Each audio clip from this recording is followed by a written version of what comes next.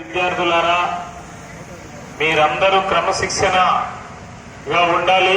ఈ కార్యక్రమం జయప్రదం కావాలి. కాబోయే ఓటర్లు మీరు, కాబోయే యూత్ అంతా మీరు ఒక 2-3 సంవత్సరాలలో ఓటర్ కాబోతా ఉన్నారు. గౌరవనీయులు పెద్దలు మున్సిపల్ కమిషనర్ గారు, మరి గౌరవనీయులు పెద్దలు డిప్యూటీ డిఓ గారు, మరి పెద్దలందరూ ముందుకు రావాల్సిందిగా మరి తెలియజేస్తా ఉన్నాము. ఈ కార్యక్రమాన్ని మరి పెద్దల ద్వారా ఇది మొదలు కాబోతుంది.